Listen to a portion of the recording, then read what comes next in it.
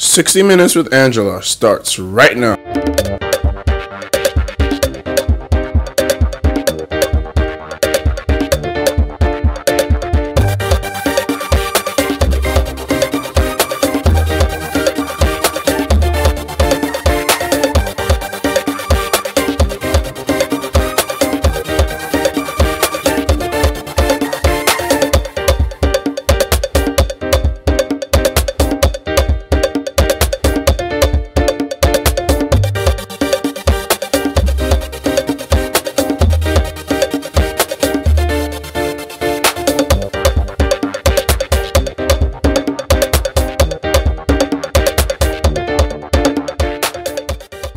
Now, these are interesting times in the Federal Republic of Nigeria as Nigerians proceed to the presidential elections scheduled to hold on the 20th day of February in 2023.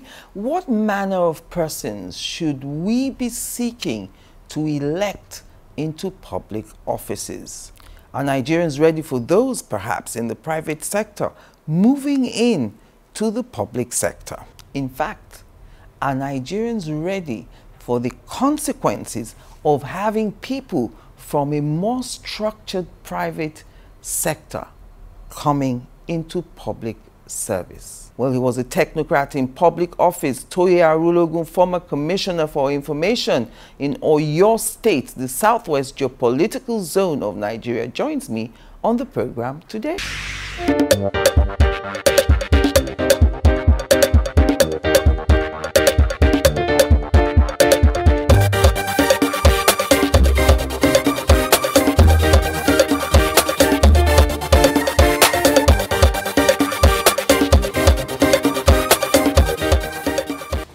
Well, thank you very much, Mr. Arulogun, for coming on the program with me today. So, I've always wondered about, the question about having a second address for people going into politics or considering a career in politics. How important is it? Obviously, at some point, your term will end, and then what do you go back to? So, for a technocrat such as yourself, who served, as Commissioner for Information in Oyo State, that's one of the states in the southwest geopolitical zone here in Nigeria, when you finish serving and you go back, how do you make that transition? How important is it for anyone considering a political career to have a second address? Well, it's very, very important. As a matter of fact, it's my #1 recommendation for anybody who wants to go into politics and governance in Nigeria. And I wouldn't say it should be a second address. Really, you must have a first address. There are many reasons why you need that. First of all, let's go to the end of your tenure. Where do you go? Yes. It was easy for me to go back to my company, which, I was running before I was invited into government. Secondly, it gives you some measure of confidence to be able to say truth to power. Because you're not scared of where you're going back to. Yes. So that sycophancy, the eye service, that permeates the governance system, you're not really bothered. Yes. Number 3, if you're a professional, you have your core vocation, it's easy for you to distinguish yourself, in politics and governance. And so for me, it's the #1 requirement. And by extension, if you ask me, politics in Nigeria should be part-time instead of the way we run it now, where people are earning so much money and they want to perpetuate themselves there. But if it was part-time, like in countries like Sweden, where you only have tea and biscuits, you don't have all these allowances that run into millions, you do the job very well. And then all the moving from governor to senator, senator to governor, it doesn't become attractive. Governance is very attractive here, especially when you leave states like Lagos. There's nothing else happening in most of those states. It's just about politics and governance.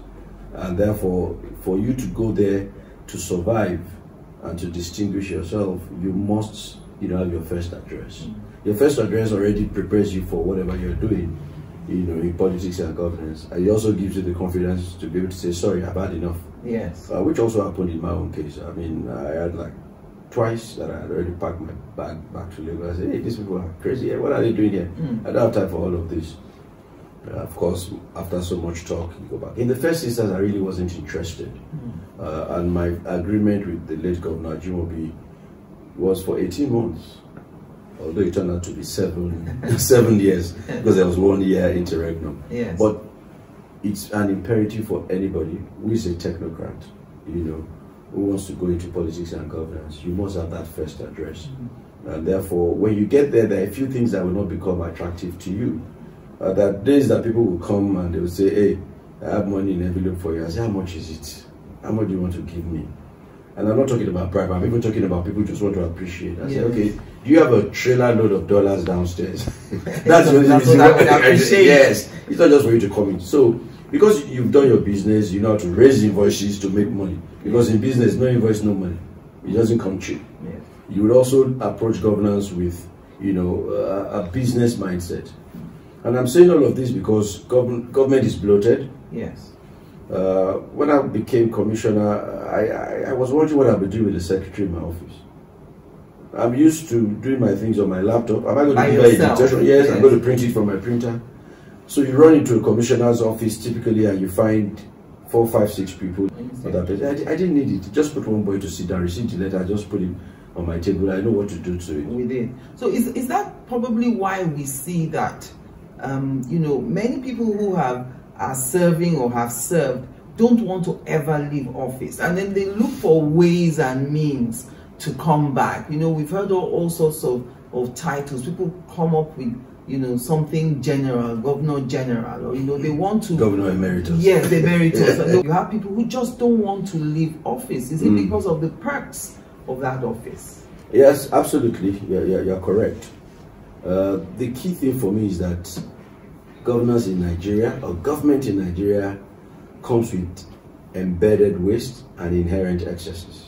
The way government in Nigeria is run, not even the richest man in Africa can run it. I'll give you an example. If a governor is traveling from one state to the other, within Nigeria, and there's no airport, it's going to go by private jet. Because there's going to be a memo that's going to be raised for that travel expense, and it's going to come out from government coffers. Whether we like it or not. No, you don't even have a choice. The system originates the memo and is approved by the government. And this is depending on the rate. As at the time we were there, we're talking about $16,000 US, you know, for a trip, for example, to Owerri. But they're going to charge you the leg that's going to bring the aircraft from Lagos or Abuja to Ibadan to Owerri, and of course back to wherever it is. So you will pay all that. As a matter of fact, you also pay for delay. After some time, they start charging you per hour. You have to be able to distinguish between what is legal and what is moral. Yes. It's very legal. But sometimes, with morality, you begin to look at it and ask yourself, should government be run this way? Half of Nigerians don't know what they do when they vote someone into power. You are yielding your life to that person. And government is very powerful. You are voting for a governor who typically or averagely, and if you check it on Wikipedia, you will see it, anything between 250 million and 1 billion, in some cases more, per month for security vote, which is something that you don't have to account for. So this security vote is shrouded in secrecy. It is not, there's no secret about it. If you go to Wikipedia, it's listed there. Yes. Oyo State, for example, 1 billion naira. Late State, a month. Yes, a month. And the governor doesn't have to state how he has expended it. Yeah, because it's security. Security matters.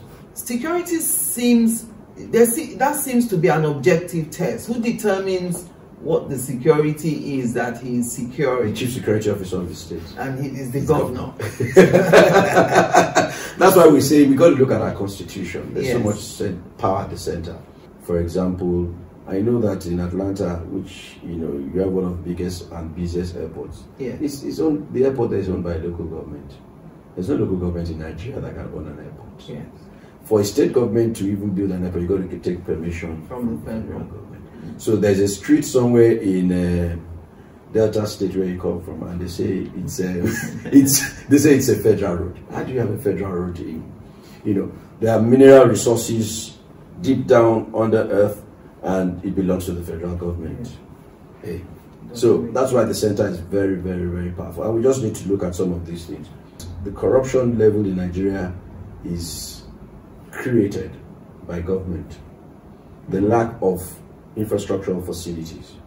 And if you ask me, what do people steal money for? What do people amass wealth for? Because there's some basic things you can't do. Exactly. There's some basic things. You're not sure of your house, you're not sure of your children's education, of medicals just in case you get sick, you're not sure of so many things. You know, if you're in America, any sagging boy can buy, you know, an SUV. Yes. It's just about his credit. But here, hey, an SUV is a big deal, you know what I mean? Probably costs, you know, millions. You know, so if those basic things are there, nobody's going to crave for, you know, excess wealth. Excess acquisition. Yeah, we don't need it. You know, so that's why, you know, every time I hear that, I better pass your neighbor. You know, so there's so many things that have become a status symbol in Nigeria, however, should be, you know, given within the environment and the resources that God has given this nation. You know, so we really don't have any business being a corrupt nation.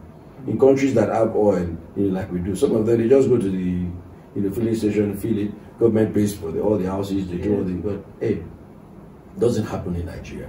So it's a major battle that you would face, going back to your question, between, you know, you as a technocrat who is now in politics or governance.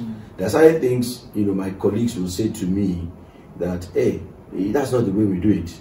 And I'm wondering, why must it be done the same way that it has been done for long?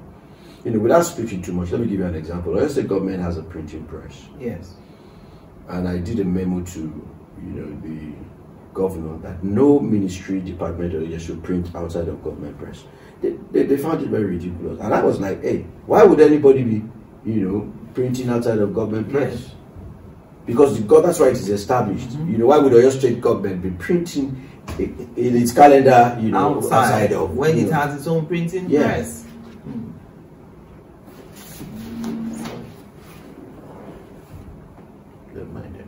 Sorry, let me just switch it up. This Musa calling me, one of my neighbors. Maybe you see my car outside. Okay, so you're talking about the printing press. Why would anyone, so why would anybody, you know, allow printing? Let's even take Lagos State, for example. Why should anybody in a ministry, department of agency be printing outside of the Lagos State? Instead, they will use the money to support Shomolu printing industry. I'm not saying they don't have it, you know, but private companies can do that. You can go outside. But when you're in government and government has a printing press, why should you be printing outside of government press? So these are some of the challenges that you would find, you know, your colleagues will not even cooperate with you. do you find that when you get in there, it's sometimes it's like a cult and you're trying to break in? Is that the feeling? That's the feeling many people have said to me that they have. Oh, certainly, especially when you're not a core politician, when you're not somebody who campaigned, who went on rallies, who pasted posters, you know, in the course of, just like my own case. As a matter of fact, some of us were labeled imported, were labeled mercenaries, you know, were labeled foreigners. Food is ready. So, but in my own case, I was able to handle it because I come from that part, and God has given me my own voice and tongue to know how to deal with some of those things. Some would even say that you got it on the platter of gold because your father is this or your father is that. And one of the things I learned from my late governor is how to recontext issues. So, okay, my father was commissioner for information, and at some point I was also commissioner for him. So if you tell me, I just say, well, it's not my fault. I mean, if you can't work for your children, I mean, that's your headache. So you change it, you know, rather than being apologetic for it. So once I twisted it, they keep quiet. So you'd always find that, you know. But also in politics, there's no way you would not patronize some stakeholders. And I dare say, for example, when we're in government in Oyo State, the 3 top traditional rulers had their children in cabinet. It's a huge task for any governor in Nigeria to select or choose a cabinet. It's not merit, it's expediency. It's not merit, it's expediency. Because you begin to look at all different sectors.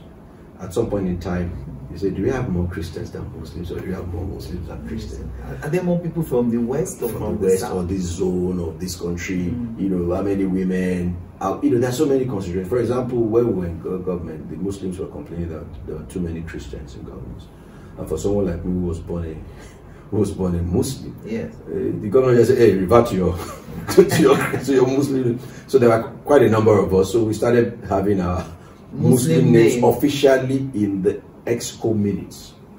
You know, and after sometimes, hey, you see now that it's all balanced and all of that. But you don't need that. Ideally, you should be talking about merit. But most times, government does not take decisions based on merit. Government takes decisions based on expediency, which is, yeah, sometimes it could be okay, but it doesn't really make sense most times, because you are jettisoning competence for all other reasons. So for someone like me, you know, and I like to always tell the story, which is one of the reasons why I had a very close relationship with my principal. My principal said to people who helped him during the campaign, and he spoke to them and said, look, I need somebody in my communications team who is not a journalist, who has an advertising and marketing background. I want that person as part of, you know, more like a brand manager, because he was coming from that, you know, background, private sector. And that was why my name was mentioned, you know, at least thrice. And at that point, I was really not interested until they said, no, you don't have a choice on this. And we agreed on 18 months, like I said, turned to, you know, 7 years. But the key thing is that you must know what you want, even as the leader, such that there are some positions you must make, you know, or decisions you must take in terms of putting people in positions that must be merit-based. Yes. Because indeed, if you look at the Constitution of Nigeria, there are only about 3 positions. I think it's the Attorney General, must be a lawyer. Yes, I think finance, I think, you know, I think there's another one I can't remember now. I'm just saying that the law itself allows you to be able to play, you know, around a lot, you know. So then another thing that people don't understand, when you're a special advisor, you're a special advisor to the governor. Not to the government. No. Special advisor to the governor. And then you find out that a lot of people, you know, who are commissioners, you know, really a commissioner position is more political, it's more ceremonial. I've been told that the governors are normally closer to the special advisors. And they should be, because if you're a special advisor, what you should be saying is anything that comes from the ministry, it goes through you in the governor's office for expert advice to the governor. This thing coming from the Ministry of Works, I've looked at it, it's good, it's okay, it's this, it's that, it's all of that and all of that. So, you know, you just have to find a way to, you know, play yourself in quote into the system. You must be relevant. Government in Nigeria, and I guess everywhere, is a place where everybody's fighting for elbow space. So it's so important for you to be a professional. So most times you have a commissioner who is just a politician, but there's a special advisor who is a professional. Sometimes the other way around, depending. And in my own case, it was easier because I had already worked in the governor's office for 4 years.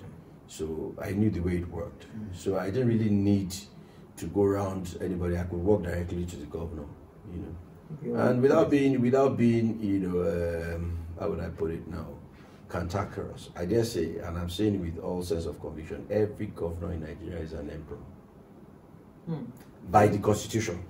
Join us again after the break.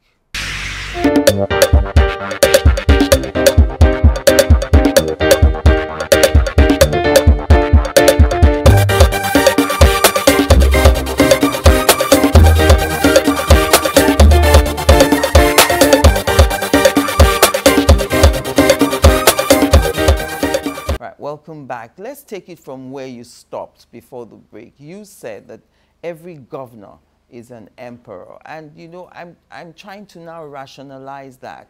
I've interviewed a lot of candidates, a lot of people who criticize the presidential candidate of the ruling party, the APC, criticize his dictatorial tendencies, what they call his dictatorial tendencies. But then I look at some of these candidates and I know that should they win, if they win, it will be very difficult it's going to be very difficult to not be dictatorial in the kind of politics that we practice here. In fact, you can see some of them already exhibiting traits of dictatorship.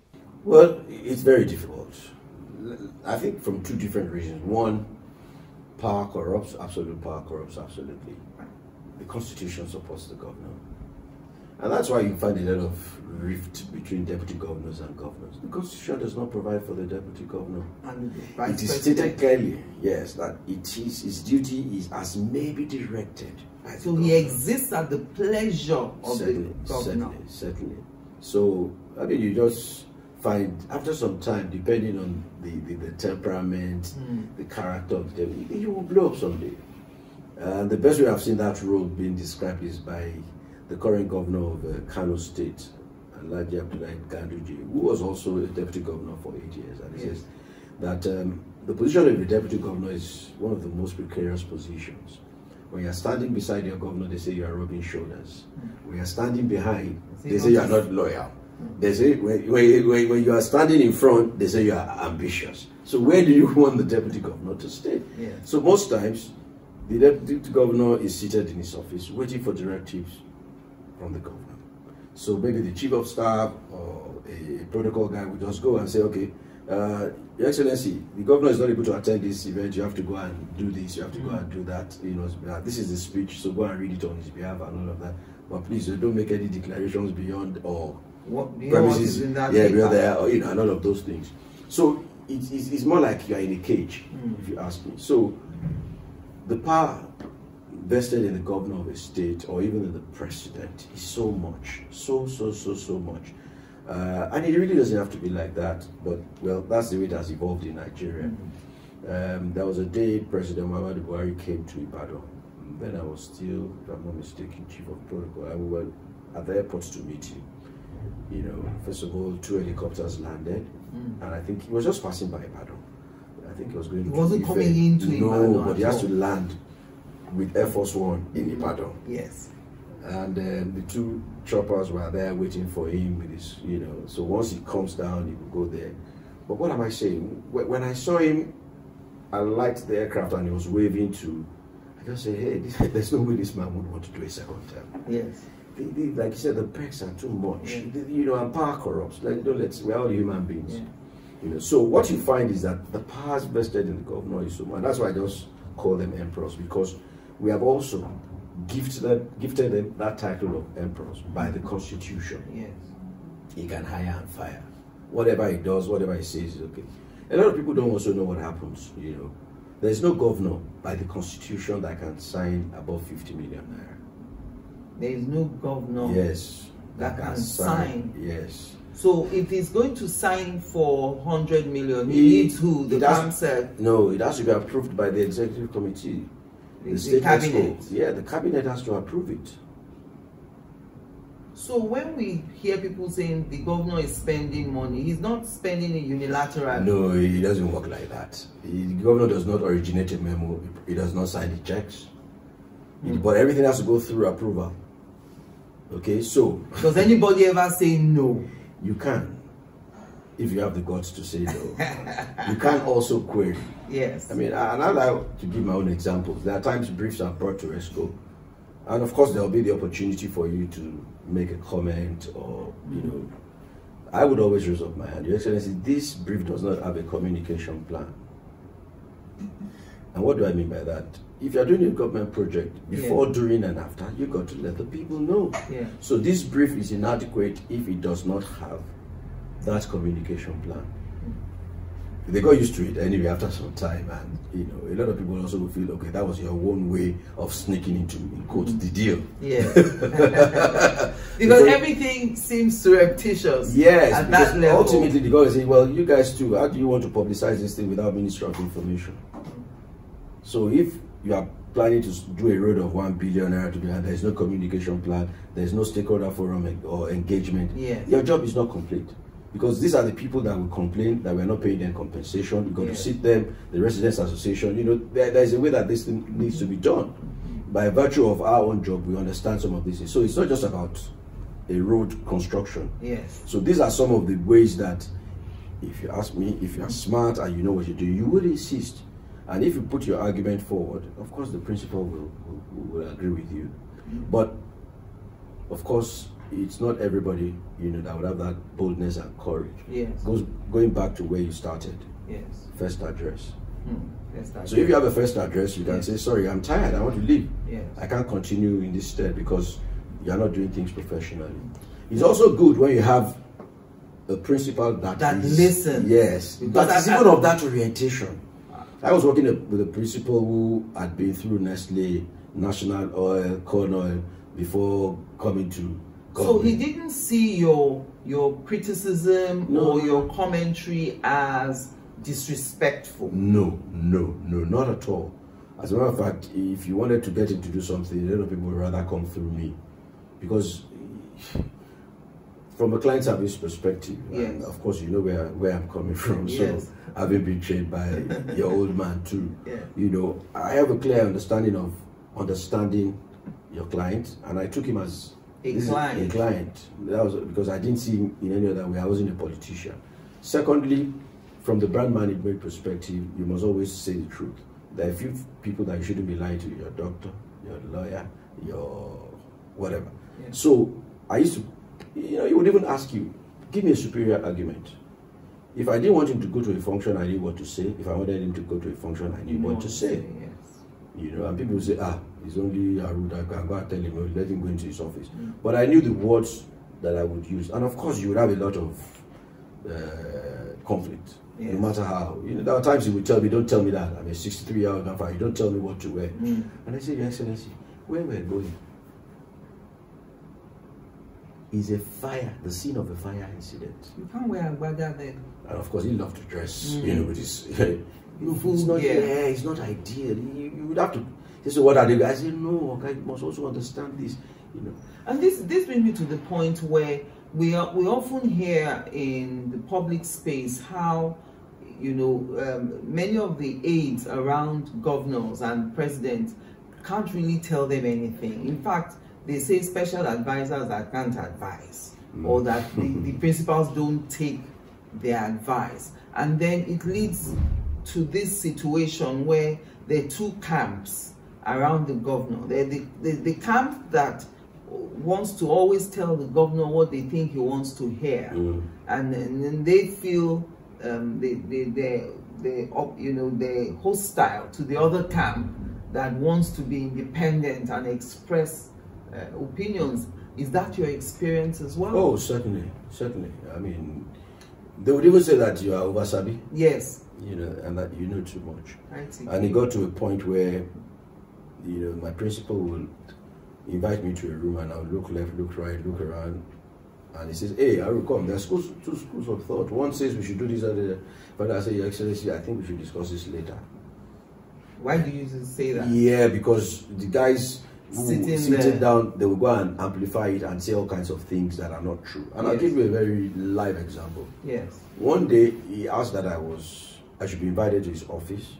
When I got there, I didn't see. He said he was going downstairs. So I met a crowd, and they were trying to convince him to go to the birthday of the late Obalamidi Adeyemi, who was there laughing. Yes. And he asked me a simple question. I was Special Advisor, Public Affairs, and Chief of Protocol then. And the question was very simple. Aru, did KBC invite us to his birthday? I said, no, I've not seen any IV, letter. In 5 minutes, it had got into the ears of Alafi that it is Arulogun that said that the governor should not come to the party. Now, here was my story, or my case. If he said, okay, where's the letter? I didn't have the letter. Yes. If he said, okay, so you had this letter and you didn't put it on my itinerary, you know. Yes. What am I supposed to say? I just said it, no, we don't have any letter. But the way the typical politician and all those people will say is, he's the one. Once he said it, he won't go, you know. It was something that I really enjoyed too, if you ask me, because I knew that I was on top. I had my principles here, and it got to a point that, you know, this is where, if you are coming from your first address, know your job, you know, and without being modest, there was a time the the children of the late governor wanted to give him a surprise birthday party. Their mom, the first day, you have to carry this man along. If not, you will surprise yourself. Yes. Because this is the man that will tell him, this is your next program, this is your next line of action. Because first of all, you wake up in the morning, so at times I'm even on my bed, he's calling me. Yes, what's my program for today? Itinerary. Yeah. 10 o'clock you're supposed to be here, but I'm tired. Okay, don't worry. The 1 o'clock is very, very important. Let XYZ person go represent you at this one. 10. Take another 2-hour nap, and then by 12 you should be ready to meet this, because this one you cannot afford to dedicate the responsibility. She can say, God bless you. Oh yeah, I see you at 12. Yes. So you got to be on top of your job. That brings me to some issues that really rocked the administration. And you were commissioner at the time. First incident with the Fresh FM demolition, and the second incident, which I always say, well, to the credit of Oyo State, they've donated words to our lexicon, constituted authority. When Governor Ajimobi had that back and forth with the students. Those two incidents, many people remember from the time of Governor Ajimobi as governor. May his soul rest in peace. So take us through those two situations, those two incidents, as examples of how government works and how things can be turned around. The first point I'd like to make is that there were a lot more. Those were the two that virtually maybe rocked the internet. Or the internet. There were quite a lot more, like soca, like the Olubadan, installation of many obas and all of that. But specifically with the ones that you've mentioned, I think the way I've found governance in Nigeria, and I think I've alluded to that, we need a nation of consequences. Nigeria is not a nation of consequences. What do you mean by that? People don't get reminded, can you drive one way in America? I've spent 4 hours on this Lagos-Ibadan expressway, and I see people who are VIPs in quotes driving, and even the security people who allow them to pass. Where am I going? The first one, when you go against the law, you need to be, quote, punished if there's any punishment for it. And that was, what was the issue then. And I dare also say that you get a lot of conflicts, whether you should do what is right, or what is generally acceptable as right. Because people are thinking of compassion, people are thinking of emotions. And that's why I said you need to be bold, you need to be courageous. It's not just being, it's a major leadership requirement in Nigeria. I tell you what, Nigeria is suffering for a subsidy because we can't take that bold step of saying, sorry, no subsidy. But we are paying the price, X subsidy now.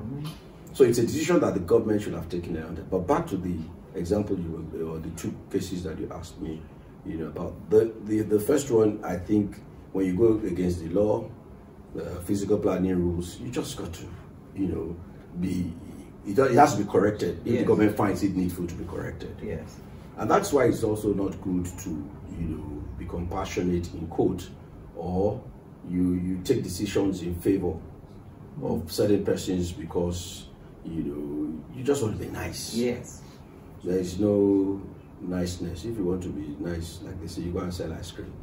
So the house that was demolished, contravened the law, and it has to be taken. Do you agree with those who said at the time that because of the circumstances of the young man who owned the station, he has tried, how we can be emotional and sentimental. He has tried, with his, or the way he's suffering, has managed to build this thing. And I agree absolutely about that, but it's the prerogative of government. I don't know if you know what I'm saying. It's prerogative. And going a little bit personal, I think the issue then, behind the scene, which a lot of people did not see, which was why, they were going for my head. And honestly, I didn't really feel anything about it. I still don't feel anything about it. Because I was working with a governor whose daughter is married to one of the most influential men in Ibadan. And I'm telling you, twice in that town, we took his property. one at Challenge, and I'm talking about Chief Koladaisi, the other one at Civic Center for development.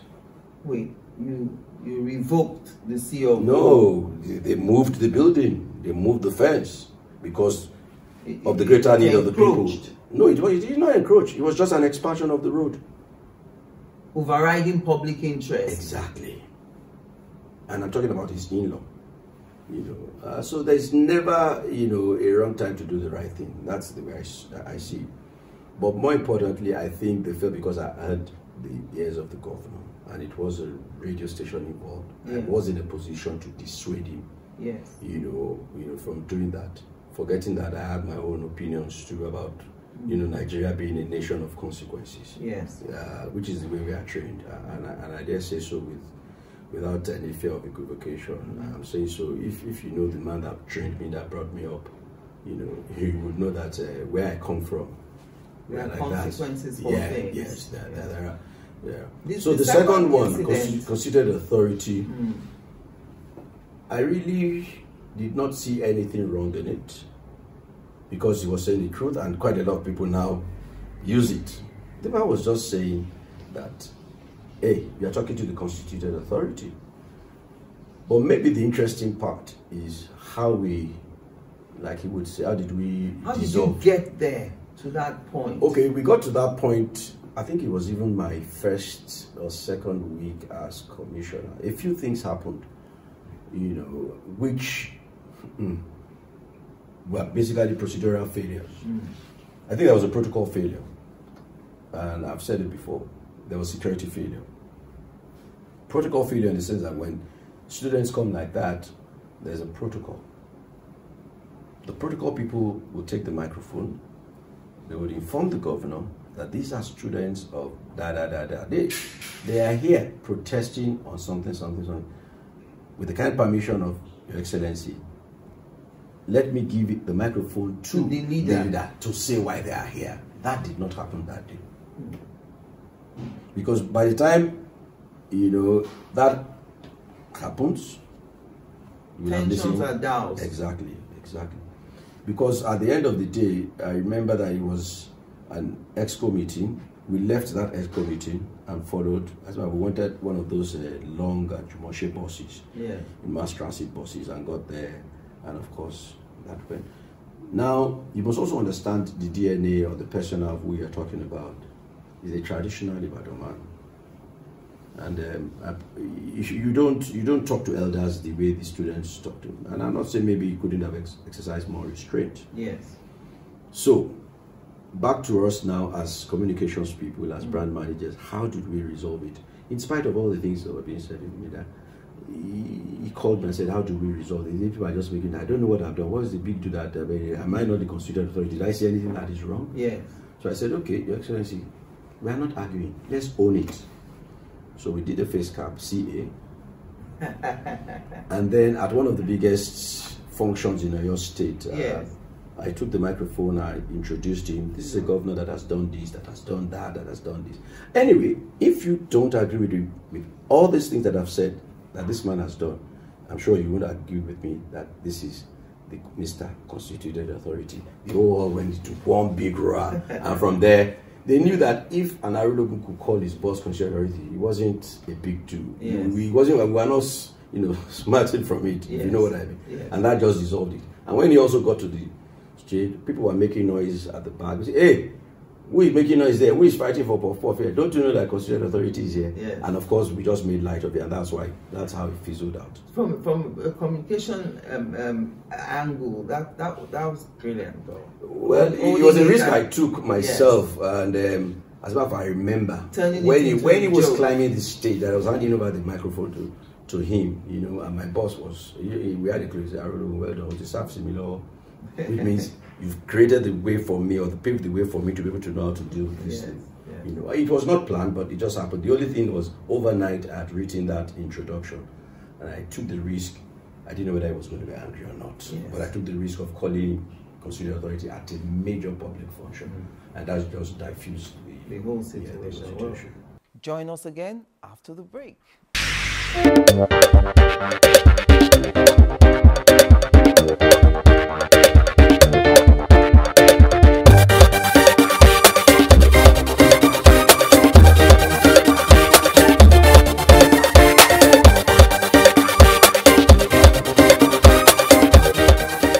Welcome back. Now, as a former commissioner in Oyo State, I'm just wondering, do you have any relationship whatsoever with the current governor of the state, the one that succeeded Abiola Ajimobi, Governor Makinde?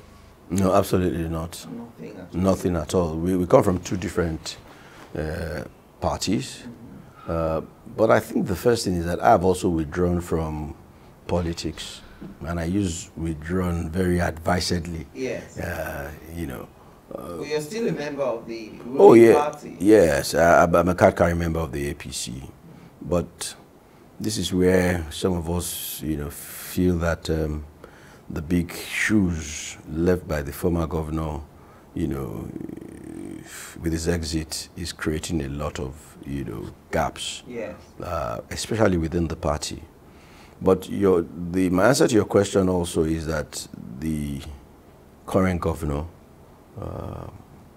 you know, we should let him serve his term, you know, and there's no need for us to, there's even no basis for any form of affiliation or being close to government. We are not averse to government. Yeah. And this is where I remember a few things I've learned in governance, you know, in politics. Don't lose an election. Yeah.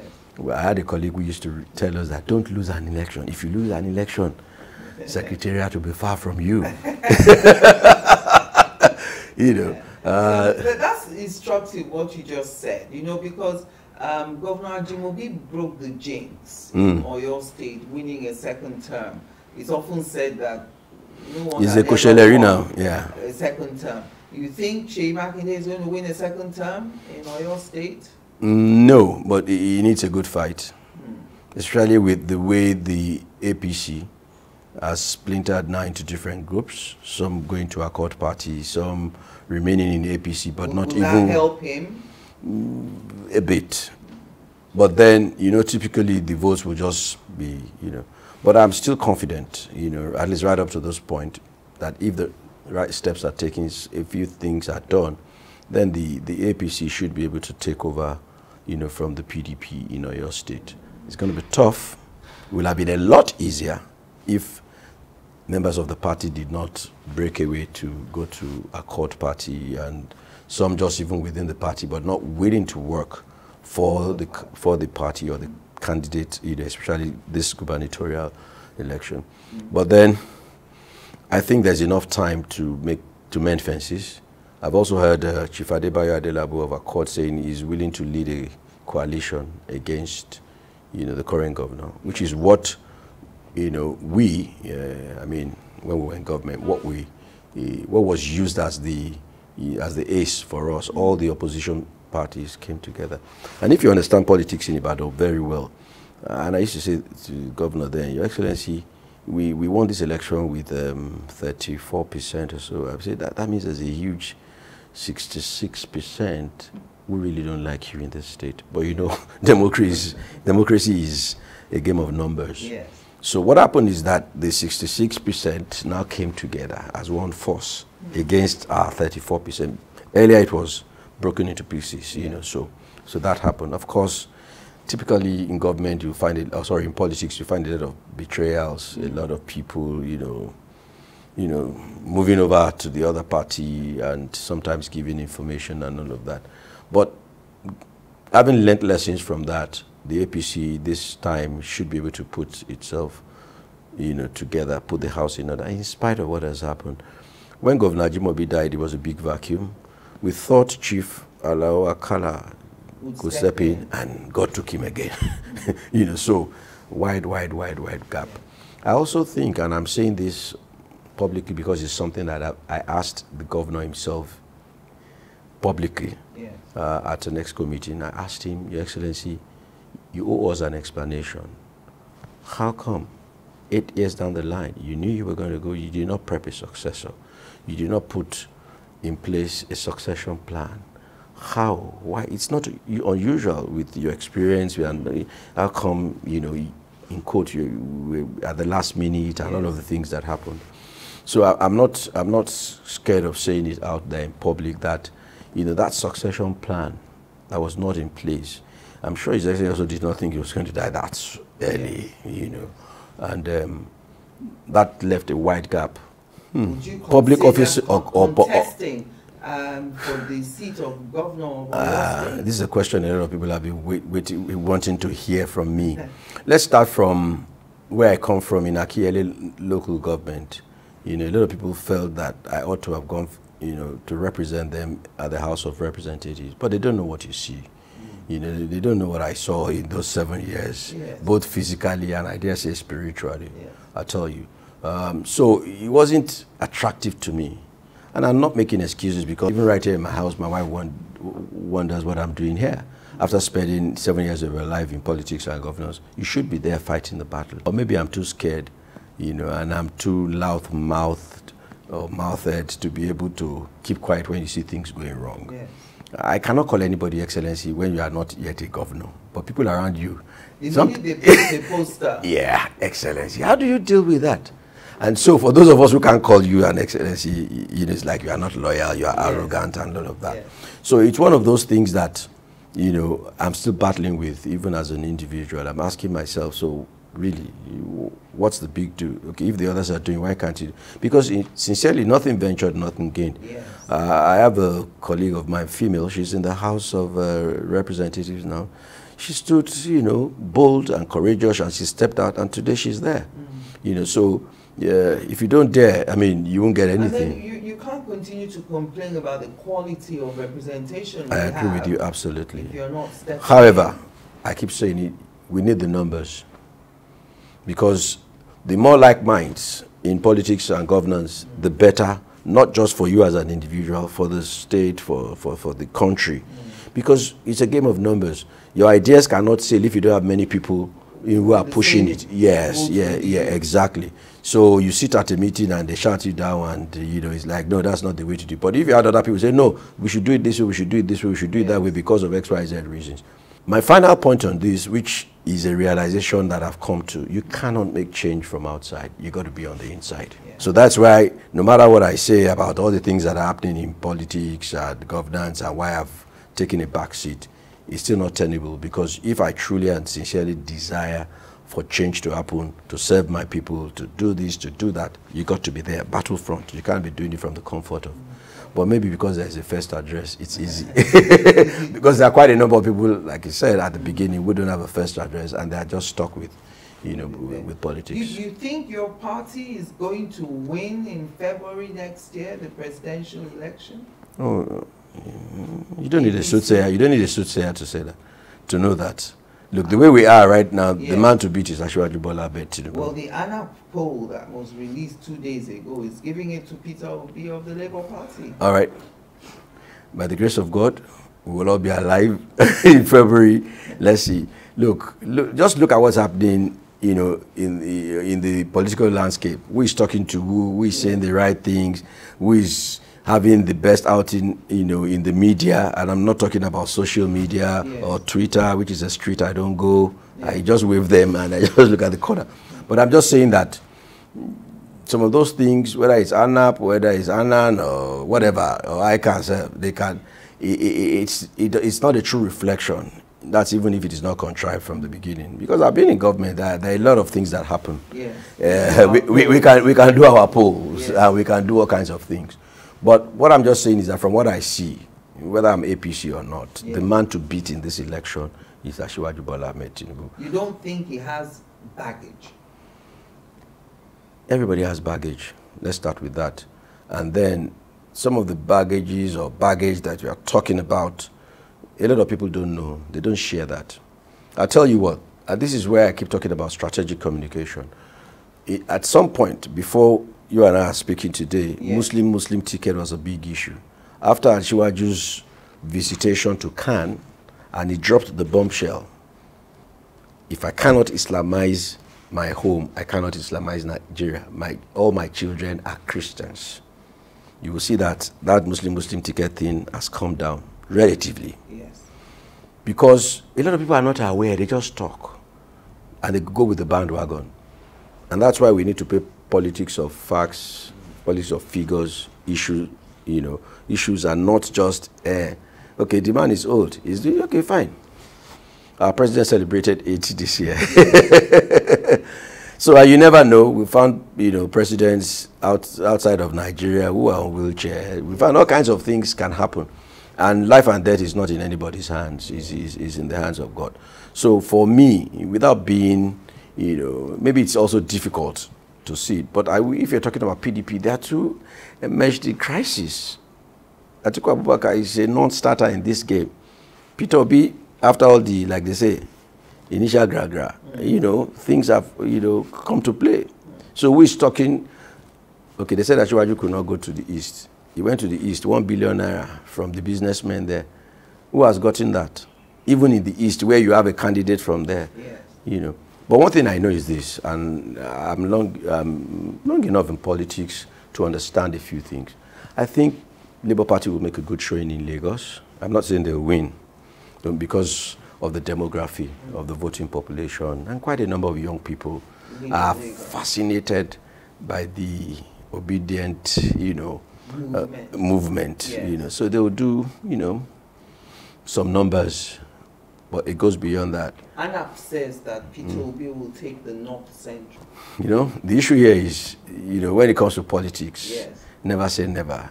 Nothing is impossible, but let's wait till February 2023. We'll do a review. I'll send you a chat or snapshot something. I say, did you see what we were talking about? Yes. But the truth is that some of those figures or polls or data or statistics, are questionable. Yes. That's the way I'll put it. Do you have any opinions on what many are calling the combative strategy of the presidential campaign of your party, the APC? No, I think the reverse is the case. Look, I mean, the media, I understand the dynamics, and I know that all over the world, each medium has its own biases or its own bias. Every platform has somebody. Even in the US, Donald Trump was not a friend of CNN. Yeah. And so I think the key task is for the media to be able to balance it. I've worked as a special advisor, public affairs to a governor. There is no way I would tell my principal, if I was working for Angela Ajetunmobi Ajimobi, to go to that television station. The hostility oozes out easily. Why would you go and put him in the middle, of the lion's den? Nobody does that. Yes. Remember, we are talking about sound bites. We are talking about optics. It will be very difficult to erase some of those things. So why do you want to go? So let's battle it this way, okay? Yes, sometimes I disagree also with the kind of responses we get from, our camp, but I believe that they are not. They are more on the defensive than being combative. I also think that every political campaign needs a bruiser. You need the team that.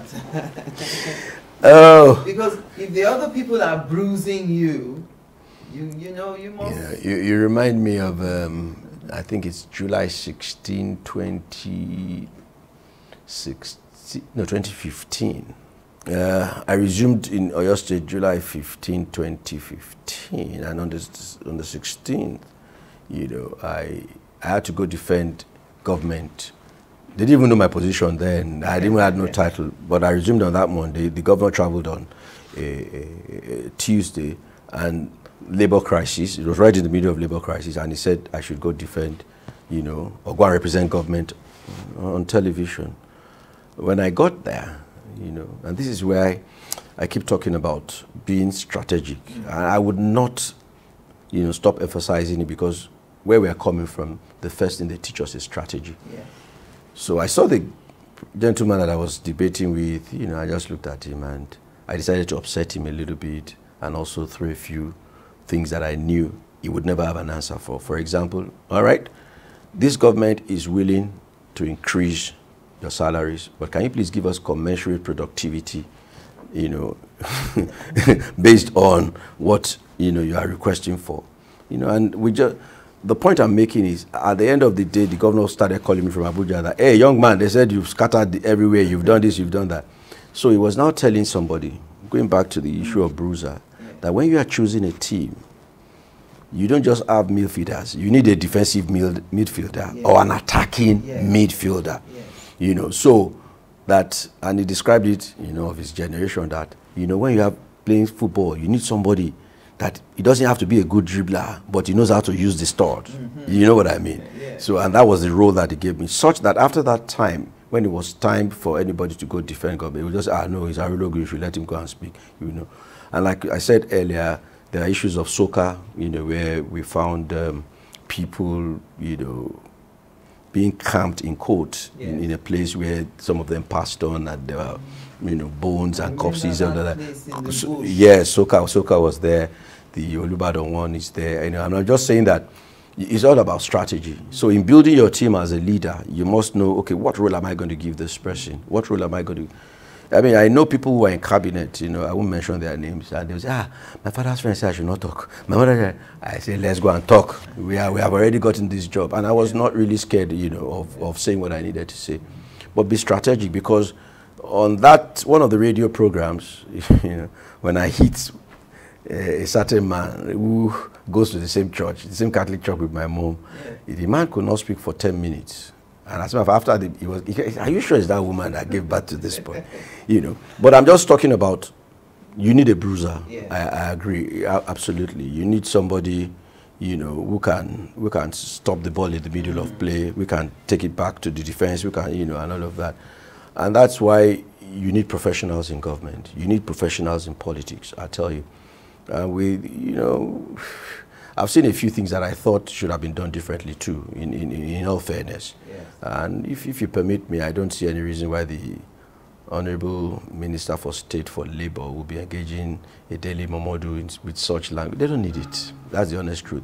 It doesn't speak well. Remember, you might forget, but the internet does not forget. Yes. In terms of the use of words, in terms of being a spokesperson for, there are a few things that, you know, could have been done otherwise, you know, differently, as against the way, you know, they have been through it. And it's unfortunate now that most of the senior journalists or veteran journalists, they are the ones bruising themselves now. Honestly, yeah, and I really don't think that, you know, they should be doing that. You know, there are many other ways. Is it not because of this? No, there are many ways to skin a cat. Well, thank you very much for spending an hour with me today on this hot day on my program. Thank you very much, Mr. Arulogun. And thank you for watching. I'm Angela Ajetunmobi.